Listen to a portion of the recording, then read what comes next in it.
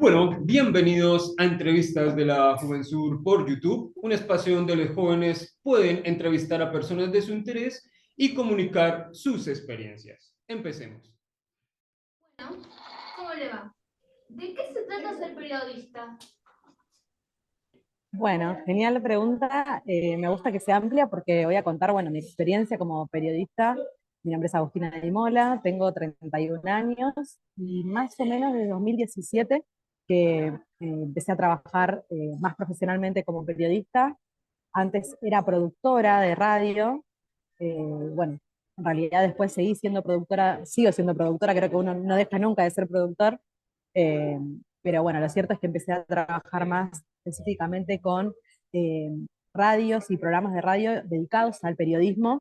Eh, Hay un montón de tipos de programas, quizás algunos más creativos, otros que son un poco más de actualidad, para decirlo de alguna manera.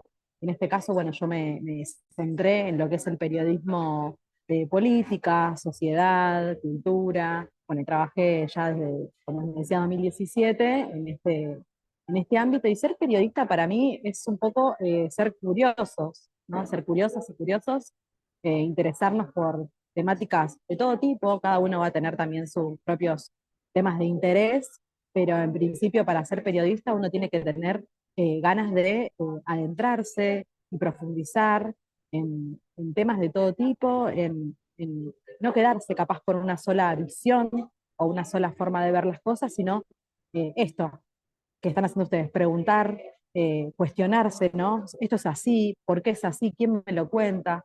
Y cuando empezamos a estudiar periodismo, yo estudié, me centré en lo que es periodismo audiovisual, producción audiovisual, y lo que nos enseñan es justamente como las 5 W, que no sé si alguna vez lo escucharon, pero que es básicamente saber, bueno, las 5 W serían así como por qué, cuándo, dónde, cómo, bueno, las preguntas principales, ¿no? Para entender una noticia, por ejemplo, ¿no? Así. Pero bueno, me quedaría con eso, con que el periodismo es ser curioso, curiosa, y también abrir un poco la cabeza a lo que pueda contarnos esa otra persona. No sé si respondió. Sí, sí, sí. ¿A qué edad empezó su trabajo? Bueno, en realidad, bueno, yo les dije que empecé en 2017 a profesionalizarme, pero yo creo que también cuando uno hace lo que le gusta, que no es la realidad de todas las personas, pero cuando nos dedicamos a lo que nos gusta, probablemente nos dedicamos mucho tiempo antes, cuando empezamos a sentir estas ganas de esto, de saber un poco más sobre algún tema, hacer alguna entrevista, alguna nota. Y en mi caso, creo que comencé más o menos en 2015 o 2014, eh, que en ese momento, o sea, comencé de una manera medio rara, que fue, me hicieron una nota, porque yo patino, además de ser periodista, me gusta patinar, y me hicieron una nota en una radio. Mi familia toda la vida siempre se escuchó radio, sobre todo radio AM, y me hicieron una nota en una radio FM y, para hablar de patín. Y me gustó todo como el detrás de escena de la radio, ¿no? Como esto, lo que vemos nosotros o lo que conocemos, que es el conductor, el locutor, la persona que está en la conducción del programa, pero aparte hay un grupo de producción atrás, un operador, técnicos, bueno, los estudios de radio, ¿no? Y eso me encantó y dije como, me recontra gustaría trabajar de esto. Y lo primero que se me ocurrió es estudiar. Entonces empecé a trabajar en programas capaz más independientes o cooperativos, más autogestivos, eh, que nada, que tenía la posibilidad de trabajar, quizás no teniendo un sueldo, sino simplemente teniendo la experiencia de hacerlo. Y eso fue más o menos para el 2014, 2015. Y bueno, terminé de estudiar en 2017 y enseguida empecé a trabajar en una radio que es en la que sigo trabajando ahora, que se llama Radio Splendid, es una radio que tiene más de 100 años, es una radio AM. eh, que nada, ahí empecé trabajando como productora y ahora estoy como cronista. Soy movilera, hago el móvil en la calle. Así que más o menos para esa fecha, 2014-2015. ¿Es fácil ser periodista? Eh, sí, yo diría que sí, si me apuran a contestar algo, por sí o por no. Pero lo que quizás no es fácil es tener todas las respuestas que uno quiere tener. Uno puede tratar de conseguir una noticia o seguirlo de cerca, conseguir una entrevista, insistir en que alguien te dé una nota, eso no es fácil, digamos, intentar. Perdón, no es difícil intentar, al revés, es fácil intentar hacerlo. Si uno tiene ganas de hacerlo, sobre todo si uno disfruta lo que hace, es fácil intentarlo. Lo que hay que manejar es la frustración de que a veces no consigamos lo que queremos, ¿no? Eso sí, a veces es difícil porque obviamente uno tiene la ambición, ¿no? Como vuelvo a lo mismo, ¿no? Como si a mí me gusta ser periodista y si lo disfruto, tengo la ambición de que me van a salir todo lo que quiero y que voy a poder lograr todo lo que quiero. Pero es difícil. Lo que es fácil es proponérselo. Creo también que es otro tema interesante para hablar, que hoy en día con las redes sociales, la posibilidad capaz de tener una cuenta así como ustedes, ¿no? Que tienen su Instagram, o capaz tener una cuenta de Twitter o un canal de YouTube, todo eso te da posibilidades también de que lo que uno hace, el trabajo de periodismo que uno haga, tenga una difusión bastante rápida, ¿no? Como a la mano.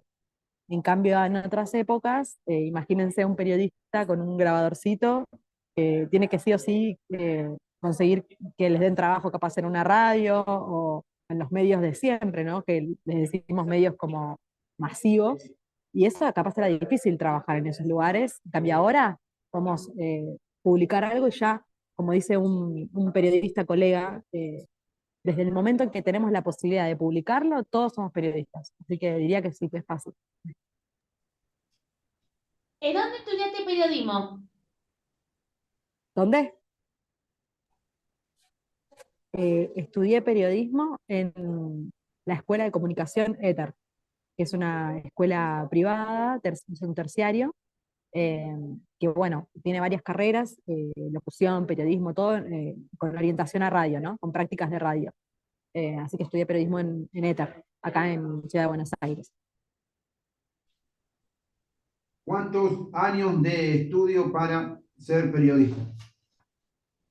Bueno, años de estudio, yo creo que en realidad, digamos, uno puede empezar, digamos, uno puede ser periodista sin haber estudiado nada de nada, simplemente con la experiencia, con una formación que puede ser paralela, ¿no? A lo que es una escuela o una universidad, pero después, si hablamos de lo que es un estudio en una universitaria, en el plano universitario o en un terciario, más o menos entre 3 y 5 años de duración sería la carrera, pero me parece que también un periodista estudia constantemente, ¿no? Yo a veces, siempre que le cuento a alguien que, no sé, por ejemplo, me estoy preparando para cubrir alguna noticia en particular, o no sé, a mí me toca, por ejemplo, cubrir marchas o cubrir qué pasa dentro del Congreso o alguna conferencia de prensa, siempre estoy tocando muchos temas.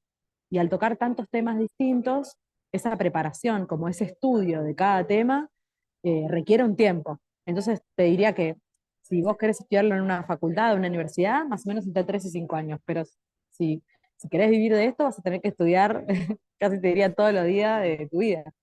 Eh, pero bueno, es algo que también se disfruta. Tengo, se me surgió. ¿Algún famoso conocido lo entrevistaste? Sí, sí, sí, sí, buena pregunta. Porque aparte uno cuando empieza a hacer esto, cuando empieza a pensarse como periodista, uno se hace como la lista en la cabeza, ¿no? De a quién me gustaría entrevistar. Eh, bueno, a mí me toca muchos políticos, muchos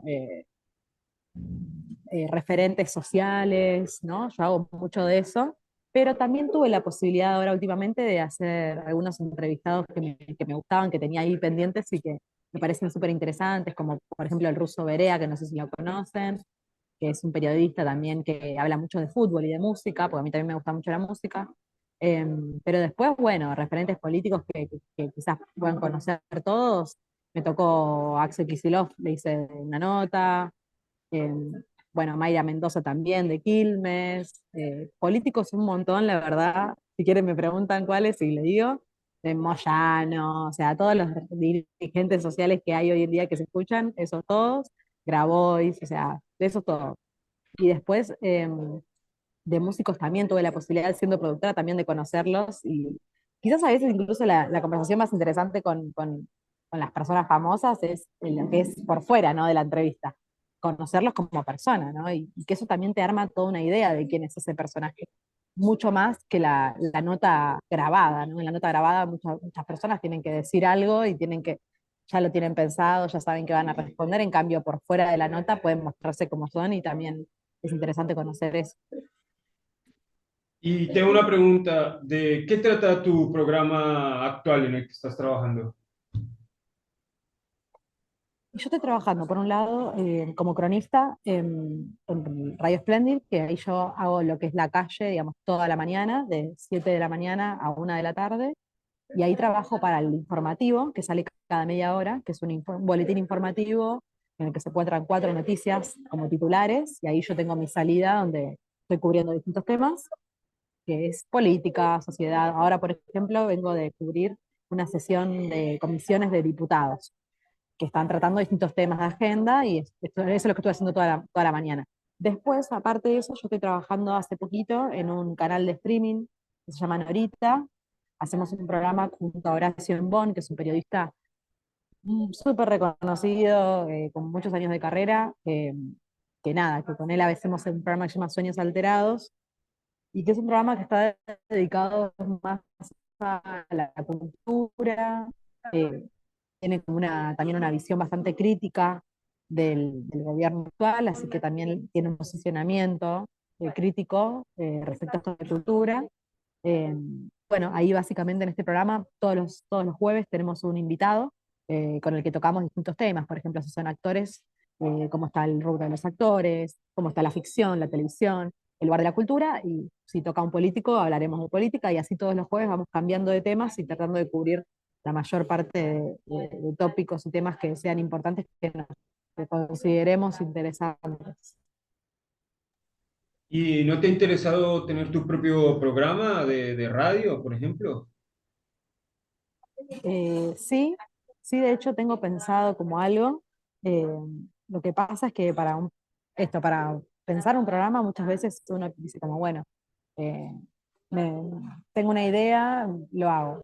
Pero en realidad uno necesitaría todo un equipo detrás, una buena mesa, un equipo de producción, dónde hacerlo, cómo hacerlo, requiere tiempo, participaciones en unos programas aparte, digamos, de lo que yo hago formalmente.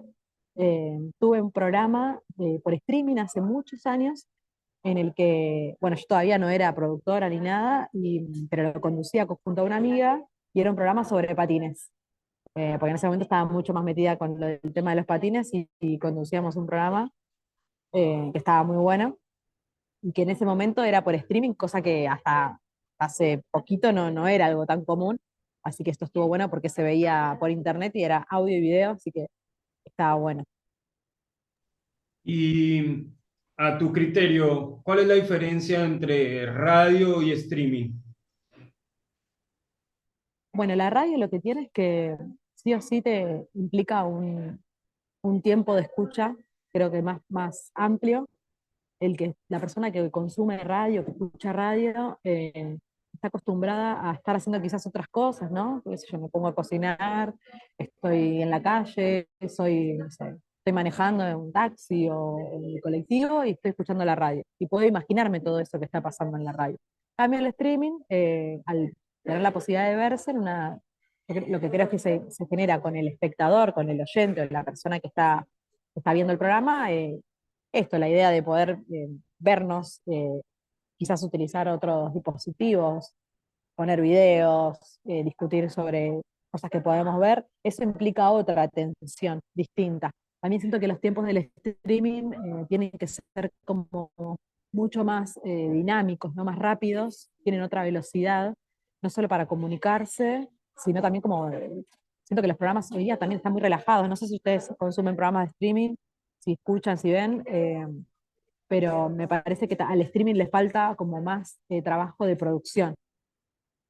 Hay mucho, mi visión es esta, hay mucha mesa de periodistas o no, discutiendo temas, pero no hay como un contenido concreto. En cambio, la radio, al ser algo tan antiguo, tan viejo, tiene una estructura de cómo se arma un programa, ¿no? ¿Qué partes tienen? Mismo si vamos a esta radio que en la que trabajo yo, que tiene más de 100 años, imagínense, que ya tienen una estructura, ¿no? Son programas informativos. La primera mañana es periodística dura, ¿no? Política, sociedad. Después a la tarde va relajando un poquito más, se habla más de espectáculos, deportes, como que siguen esa estructura. En cambio, los streaming hoy día vienen a romper con eso, que no digo que esté mal, pero que para el oyente de radio clásica es como, no me saques esta estructura, que es la que me gusta y la que siento que me acompaña, porque en definitiva la radio es para acompañarnos y el streaming calculo que viene a buscar eso, pero de otra manera. ¿Cómo es tu proceso de investigación periodístico? Bien. Eso justo ayer estaba pensando, fue cambiando, porque cuando era productora me tocaba, era todo, no tenía tanto tiempo para hacerlo, la verdad. Eh, y un poco que el vivo, los programas en vivo te requerían que uno sea rápido, de solucionar cosas rápido, saber a quién llamar en el momento. Me ayudó mucho el tema de no estar sola, ¿no? Que en los programas uno no esté solo haciendo todo, sino que estás con un compañero, una compañera que te ayuda a producirlo, que capaz tiene más experiencia, porque también siempre trabajé con personas con muchos años en el rubro, que me ayudaron un montón, que ya conocían a todos, entonces ahí fui aprendiendo un montón. Después, la investigación o cómo uno se prepara periodísticamente, y yo trato de consumir distintos tipos de fuentes, hay que leer, no hay un periodista que no lea, digamos. O sea, el periodista tiene que estar todo el tiempo leyendo, y no digo leer Twitter o quedarse con Instagram. Está bueno eso, está bueno hacerlo. Lo que tiene es que, claro, tenemos que también de pronto, no sé, abrir un diario, ya sea un portal, porque hoy día tampoco se usa tanto diario de papel, pero un portal no, no quieren, dicen que no quieren leer. No, No, para. sí, es necesario. Pasa que Lo que pasa es que yo acá les digo a ellos que sí, que tienen que leer para ser periodistas, tienen que leer. Yo les hago acá ejercicios de escritura, de gramática. Vamos a hablar de un tema, bueno, buscamos páginas de internet, lee todo este tema y no copiamos y pegamos, sacamos una opinión sobre lo que Claro. leemos. Y oh, hay que sí, leer. tal cual. Jason, pará, Algo que me gusta mucho, sí, no no, sé qué quería yo no me quejo, Jason, nunca me quejé. Ah, no, bueno, te el único. decir. Acá alguien no me hace No, hay algo bueno de esta última, digamos, de la tecnología que tenemos hoy día, que por ejemplo me toca cuando tengo que entrevistar a alguien que no conozco tanto, que está bueno que busquemos, que leamos, como dice Jason, pero también estaría bueno que si tienen ganas, si tienen acceso a Spotify o a YouTube incluso, ver entrevistas, escuchar entrevistas, entonces también el diálogo, escuchar a una persona hablando, contando lo que sea, también uno puede ahí analizarlo, sacar conclusiones, generar nuevas preguntas, ¿no? No escuchar una entrevista para copiar todas las preguntas, sino escuchar la entrevista para decir, ah, bueno, de esto ya habló, esto ya lo dijo. Entonces ahí vos sumás algo distinto, para no preguntarle siempre lo mismo. Eso también. Una alternativa a leer sería. Bien. Ahí sí te apoyo, ahí te lo digo. ¿Cómo es en este tiempo hacer periodismo? Bueno, me voy a repetir un poquito porque siento que un poco lo dije, que hacer periodismo en esta época que con tanta información circulando, ¿no? Sobre todo en las redes sociales, información cruzada. A veces uno lee en un lugar una cosa y seguís scrolleando en Instagram y lees algo totalmente contrario. O sea, hay mucha confusión, por eso también hay que ser cuidadoso o cuidadosa cuando damos algo por sentado. Incluso cuando damos por sentado una opinión, ¿no? Que parece propia. Digamos, cuando yo digo, ah, todos los que hacen tal son tal, ¿no? Para mí hay que ser cuidadoso porque muchas veces nos basamos en la lectura que hacen ciertas personas o ciertos medios, y eso hace que de alguna manera nos limitemos nosotros a justamente a lo que podemos conocer de ciertos temas. No sé si se entiende mucho, lo voy a tratar de resumir de otra manera. Lo que pienso es que uno tiene que estar abierta o abierto como periodista a que lo que nosotros, todo con lo que venimos ya informados, o porque es lo que nos dijeron en nuestras casas, o es lo que dicen nuestros amigos, toda esa información, no digo no confiar, pero sí tratar de cuestionarse todo el tiempo eso, ¿no? Y ser cuidadoso cuando damos por hecho algo o afirmamos algo. Y también, algo que es muy importante, que no lo nombré, aparte de leer, me parece súper importante escuchar. Escuchar a colegas, escuchar a la calle. Yo, siendo cronista o movilera en la calle, me toca escuchar muchísimo a las personas. Imagínense que escucho un montón de gente que quizás yo no estoy de acuerdo con lo que dicen, pero al escucharlos, mismo cuando no hablo de políticos ni referentes, digo gente común, como todos nosotros, ¿no? Que va, se toma un colectivo, que está en Constitución, que está en Once, esperando tomarse un tren, que opinan, ¿no? Y que opinan de economía, que opinan de política. Me toca mucho hacer encuestas cuando fue antes de las elecciones, a quién pensaban votar, a quién no les gustaba. Una vez que empezás a escuchar, empezás a entender, casi te diría, el humor que tiene nuestro país, ¿no? Porque antes de que ganara Milei, capaz, bueno, obviamente estoy hablando desde mi punto de vista, ¿no? Antes que ganara Milei, yo hablaba con algunas personas cercanas que me decían, no, no va a ganar, no puede ser, no, no puede ser. Pero yo sentía, tenía la sensación, escuchando a la gente en la calle, que sí, y esa sensación, digamos, que me dio haber escuchado con atención a las personas, me hizo pensar que sí que podía ganar, porque yo entendía que las personas estaban confiando en este nuevo proyecto y para mí no era extraño que ganara. Para otras personas quizás sí. Pero bueno, eso habla un poco de cuando nosotros nos encerramos en ciertos círculos, ¿no? Y damos por sentado ciertas cosas, después puede que eso nos sorprenda y que de pronto no sean las cosas así. Hay que escuchar, hay que cuestionarse. Y ahora una pregunta un poquito personal, pero como para entender el ejercicio del ser periodista, que es como la base de esta entrevista que te hacemos a vos, es el ser periodista, ¿es redituable como forma de vida, digamos, a tu economía, te ayuda, es algo que, de lo que se puede vivir hoy en día? Eh, bueno, a mí cuando estudiaba, eh, mis profesores, todos te diría, todos los profesores que tuve, estaban bastante como, coincidían en que no, que el periodismo no era algo de lo que se pueda vivir y que era una profesión que estaba bastante mal paga. Eh, Todos me lo dijeron durante mi carrera. Eso no me impidió que yo quisiera hacerlo, esa es la verdad. Para algunas personas puede ser que sí. Yo confié que iba a tener trabajo, confié que, a ver, no estoy hablando de algo de místico o un milagro, sino que simplemente también trabajando y moviéndonos, yo creo que uno puede conseguir buenos trabajos y alguien que te valore. Lo cierto es que como están las cosas hoy día económicamente, todos los trabajos son difíciles y el periodismo particularmente, con las nuevas tecnologías y todo, hay más cantidad de periodistas que las ofertas de trabajo. Entonces, son pocos los casos que puedan trabajar quizás en un solo medio, ¿no? Capaz trabajo en una sola radio y puedo vivir. A mí me pasó que cuando empecé, y voy a contar cosas personales, pero bueno, porque la pregunta también va apuntada a algo más personal.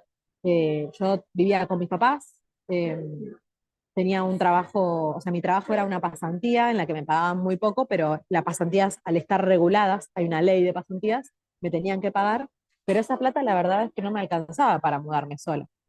Eh, bueno, yo aposté a que iba a terminar esa pasantía y que me iban a contratar. Por suerte salió bien, porque pasó eso.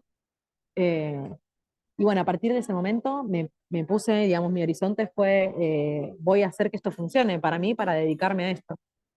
Y no quiere decir que en algún momento no haya dudado de que eso pueda sostenerse, eh, porque si bien siempre trabajé, de pronto un año tuve que empezar a tener dos, tres trabajos, cuatro. Eh, por suerte eso me moví, también mucha gente me apoya, o sea, me apoyó, mi familia, mis amigos, y eso también hizo que yo continúe. Eh, no me gustaría decirles que no para no frustrar o hacerlos sentir que están haciendo algo que no los va. Pero bueno, ¿qué significa el éxito y qué significa vivir, ¿no? Vivir un poco es también hacer lo que a uno le gusta, y si lo que nos gusta es, en este caso, dedicarnos al periodismo, yo creo que uno va a buscarle la vuelta para que funcione. Eh, ¿Qué otra cosa hacer además de ser periodista? ¿Qué otra cosa hago? Soy música, es raro decirlo, pero bueno, toco la batería. tengo una banda. Eh, Después, bueno, como les decía, patino, pero que eso más como cada tanto, cuando puedo. Me gusta escribir, también doy un taller de narrativa, collage y fanzine, que no sé si saben lo que es, pero bueno, es un taller que doy en una cooperativa, eh, que bueno, es un taller que lo doy, o sea, es un taller gratuito, que doy en una cooperativa, enseño todo lo que es como el armado de un fanzine, que es como una especie de revista artesanal que uno puede hacer con pocos elementos, bastante económica. Y básicamente es otra forma para mí de poder enseñar o compartir lo que a mí me gusta, que es la comunicación. Es una forma de comunicación. Entonces, en este taller escribimos, ponemos consignas, es como una especie de taller literario, ¿no? Escribimos a partir de consignas, armamos textos y después esos textos, usando una técnica de collage, los pasamos a una imagen. Y así vamos armando unos fanzines y revistas que, bueno, lo hacemos durante todo el año. Eso es más o menos lo que hago. ¿Qué opinas acerca de la presidencia de Milei? Ahora Eh, vamos a las sí, preguntas picantes, ahora sí. picantes. Esa de ¿Qué Juan Carlos. opino? Opino que son muy coherentes a lo que plantearon, ¿no? O sea, ellos ganaron con un discurso que, un discurso de odio para ciertos sectores, un discurso de negacionismo, o sea, negando algunas cuestiones que siento que la historia de nuestro país había dado ya como saldadas, ¿no? Que tiene que ver con los derechos humanos, que tiene que ver con la cultura, con nuestra historia. Siento que ellos vinieron con ese discurso y fueron muy coherentes porque lo están llevando adelante. Después, ¿qué es lo que está pasando con la implementación del gobierno de Milei? Yo creo que lo que ya estaba difícil y que ya estaba en crisis, económicamente hablando, eh, se acrecentó porque no niego que veníamos mal. Lo que yo siento es que en pos de esta recuperación eh, hay una clase, digamos, no sé si me gustaría hablar en términos de clases, pero hay un cierto sector de la población que estaba mal, que está siendo totalmente, ya, digamos, está caído del sistema. Y lo que siento es que no es que se están cayendo del sistema porque económicamente el país le va mal, que es algo que históricamente pasa hace años, sino que se están cayendo del sistema porque directamente el Estado no le importa que se caiga. Está pensado dentro del plan económico que ese sector ya no, que pase lo que tenga que pasar. Y, o sea, para decirlo, o sea, directamente, ¿no?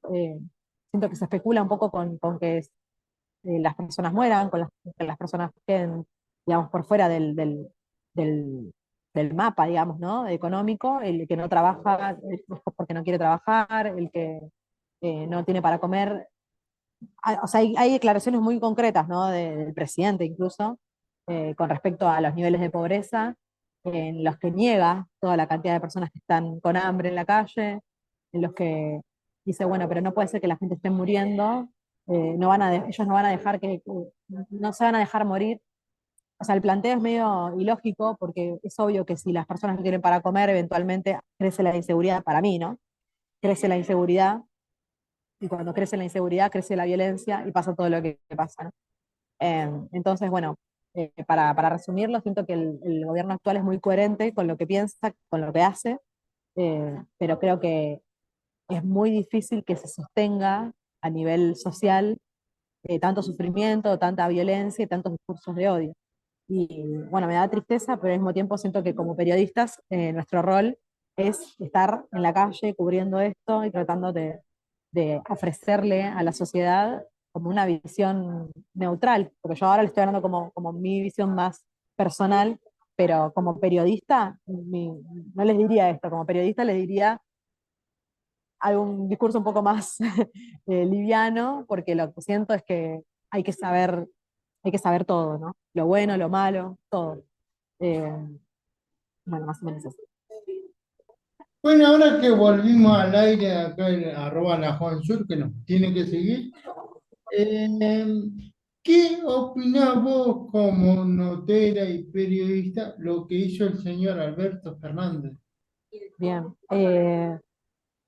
Sobre la denuncia de Fabiola Yáñez, su expareja, opino que hay machismo y violencia de género en todos los aspectos de la vida, desde la política, la economía, uno en su trabajo.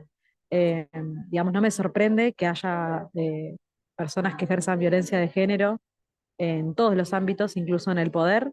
Eh, y particularmente, ¿qué opino sobre Alberto Fernández? Pienso que estaría bueno, porque muchas personas cuando a mí me toca hacer esta pregunta a políticos, te dicen, bueno, que la justicia actúe, ¿no? Lo que yo pienso es que más allá de cómo actúe la justicia, que muchas veces es polémico y que no tiene que ver con la verdad o con una investigación seria, ¿no? Porque hay mucha corrupción en la justicia, como hay en todos lados. eh, yo creo que lo importante es saber escuchar, que se muestren las pruebas de todo lo que se le acusa y, y que de alguna manera sea lo que sea que suceda en cuanto a sentencias, condenas, lo que sea ejemplar para ver si por lo menos sirve para poder dejar un precedente que sea justamente eh, nada, una forma de demostrar que estas cuestiones no se pueden bancar más, ¿no? Que ya no tienen que existir más, que no puede haber, nadie puede, no solamente el presidente, nadie debería ejercer violencia contra ninguna persona y sobre todo contra las mujeres, que sabemos que somos las principales víctimas de femicidios hace muchos años, con unas estadísticas que son realmente escalofriantes. Eh, Así que mi opinión es que hay que, en el caso de que se pruebe que todo fue así, que hay que repudiar estos actos en todos los planos. Eh, pero mientras tanto, hasta que eso suceda, que no sabemos cuándo va a pasar, porque esto recién comienza, que es importante proteger a la víctima, no revictimizarla. Estoy en contra de que pasen las fotos, de que pasen los videos constantemente. Yo creo que ya todos sabemos de qué estamos hablando, pero bueno, no podemos evitar que las redes sociales de alguna manera hagan eso. Así que, bueno, hay que ver qué pasa con eso.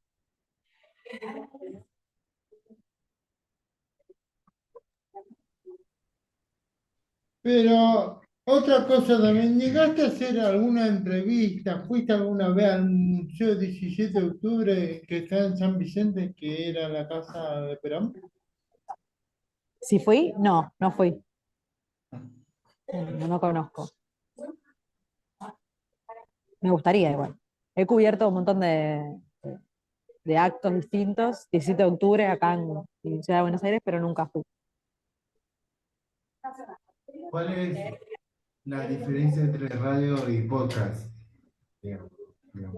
La radio del podcast. Bueno, el podcast tiene la posibilidad de que todo sea un poco más guionado, creo, ¿no? Eh, Nunca me tocó hacer un podcast a mí, sí ayudé en producción, eh, al ser algo que está armado con mucha anticipación y que encima se puede editar, tiene la posibilidad de ser casi, te diría, como un programa de radio eh, que te sale increíble, que tiene todos los invitados que querías, que decís lo que querés, con esta cuestión de lo editado, ¿no? Pero siento que pierde quizás a veces la frescura del vivo, ¿no? Que, de lo que puede pasar en el momento, quizás incluso la participación de oyentes, ¿no? Todo eso que tiene la radio en vivo, que está bueno y que está bueno también que no deje de existir. Una pregunta que tengo sobre el año, no sé si se acuerdan, el año 2001, cuando pasó todo lo de el presidente De la Rúa. La Rúa, ¿tuviste alguna entrevista, algo así? No, Yo soy chica, pero, o sea que no lo viví como periodista, pero lo viví sí como, como hija de mis padres, que pasaron momentos difíciles económicamente, como muchas personas, pero sí les puedo contar una curiosidad, porque tengo colegas que sí estuvieron cubriendo en esa época. Tengo un compañero que trabaja en Radio Provincia, que si ve ahora le voy a contar que lo nombré porque tiene una historia súper particular, cómo vivió esos momentos porque él estaba trabajando, él es acreditado en Casa Rosada, desde esa época que trabajaba cubriendo de cerca, ¿no? Lo que estaba pasando en términos de gobierno y agenda. Eh, y él tiene una cicatriz acá abajo, en el mentón de cómo vivió la represión en la época del 2001. Así que a él, digamos, le quedó marcado para siempre esa historia y su trabajo periodístico, ¿no? Como lo tiene marcado en la piel, eso es tremendo. Porque uno quizás no tiene esas cicatrices, pero a medida que van pasando cosas, no sé, digamos, no es por comparar porque no tiene comparación, ¿no? Pero cuando vivimos casos de represión en manifestaciones, que este año yo creo que nunca vi tanta cantidad de veces gente reprimida al lado mío, ¿no? Por la policía, esas cosas te quedan marcados, son como marcas que te quedan en tus pensamientos, en la cabeza, ¿no? Y que decís como que esto va a volver a pasar o qué pasaría, ¿no? Si se va de las manos más de lo que ya se está yendo de las manos muchas veces el accionar de la policía, ¿no? Sobre todo. Eh, y entonces, bueno, nada, me acordé de Diego porque Diego trabaja en Radio Provincia. Y bueno, él sí vivió esa época y lo cuenta también con un orgullo de decir, eh, haberlo vivido y poder contarlo desde el primer lugar, ¿no? A veces uno como periodista también está medio alejado de la noticia, pero en estos casos no te queda otra que poner el cuerpo, ¿no? Eso es tremendo. Bueno, otra pregunta. Eh, yo, ¿vos crees que debería haber justicia sobre el caso de Alberto Fernández? Sí, justicia tiene que haber porque, digamos, la violencia de género es un delito que incluso, digamos, hace pocos años que se pudo caratularizar, no, lo estoy diciendo mal, eh, que se le dio la carátula de femicidio, ¿no? A los asesinatos a las mujeres. Eso es una conquista de hace pocos años. Yo creo que el feminismo hizo un montón para que se pusieran en agenda y se hablara, digamos, correctamente de los casos de violencia hacia las mujeres. De eso estoy segura que, digamos, la responsabilidad de haberlo puesto en agenda es del feminismo sobre todo de los últimos años. Siento que tiene que haber justicia porque es la resistencia que podemos poner también, no solo las mujeres en este caso, porque yo siento que toda la sociedad, digamos, va a repudiar, ¿no? Estos actos, no solamente las mujeres y los feminismos.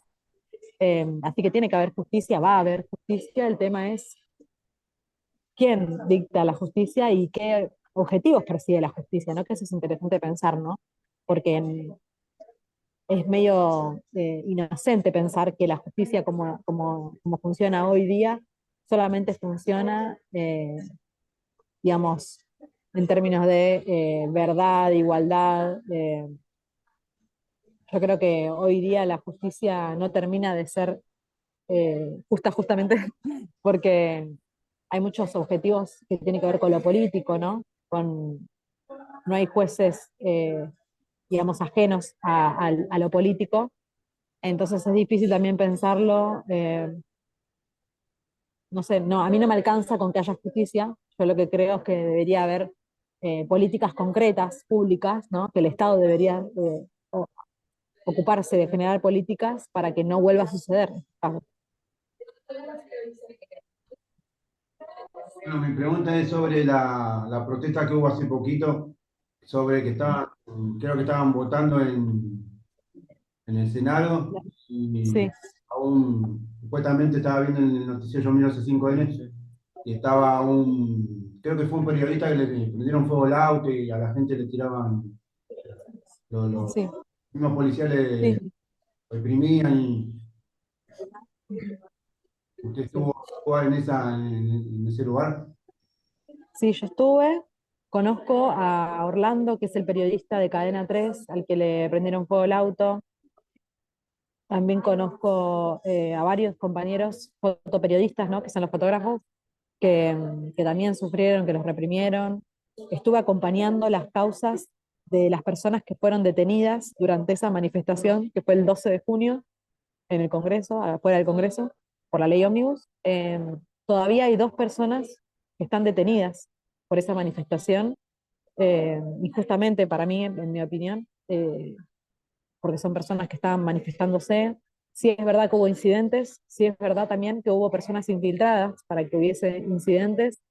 Llama mucho la atención que así como muy rápidamente se detectan las personas que cometen delitos en la calle, muchas veces son identificadas, y sobre todo la cantidad de cámaras que hay en esas protestas, ¿no? El Ministerio de Seguridad justamente sigue muy de cerca con cámaras todos los operativos cuando son grandes, así como los de las marchas, y sin embargo no hay personas detenidas por haber incendiado el auto de compañero de Cadena 3. Hay personas detenidas que no fueron parte de esos incidentes, justamente. Eh, Así que bueno, mi opinión es que parte de esto que les decía, como hay una bajada del Ministerio de Seguridad, de la ministra de Seguridad, para que no haya, para que sí o sí haya represión y que la gente, digamos, no pueda protestar, como tratando de que cada vez haya menos personas participando de esas manifestaciones, que son básicamente la manifestación de la disconformidad con algunas cuestiones, como por ejemplo en este caso fue la ley ómnibus en el Congreso. Em, no sé si respondí más o menos. Esto es lo que yo vi estando ahí, ¿no? Esa tarde.